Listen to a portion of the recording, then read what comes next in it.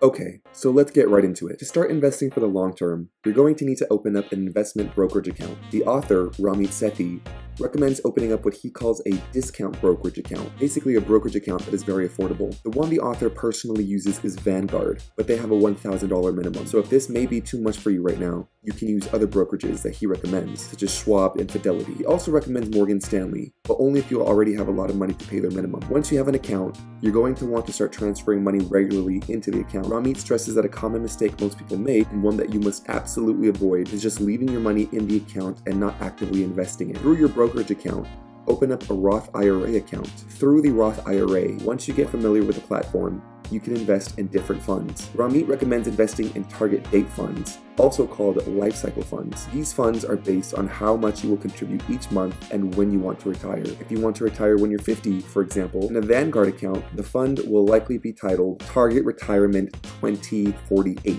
if you're 25 years old. Some companies may call target date funds other names, such as Lifecycle Funds or Target Retirement Funds.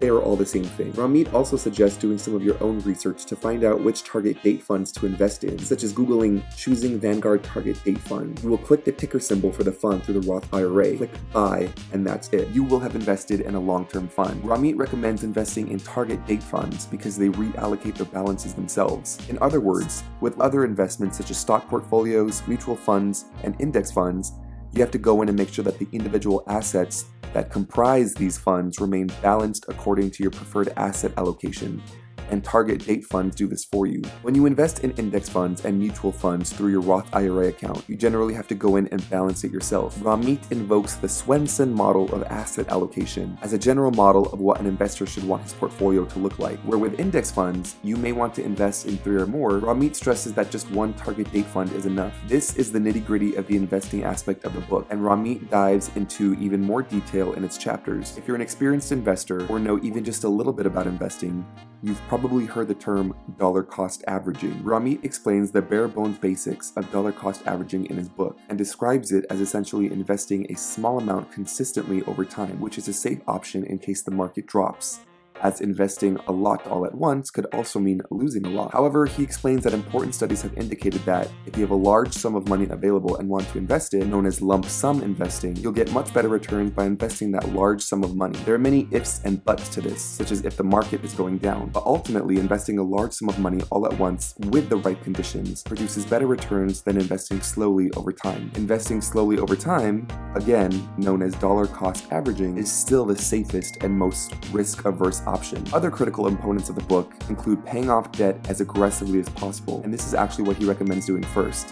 He then recommends developing a conscious spending plan, where the investor allocates his money and sets up systems to distribute his money automatically towards different areas of his life.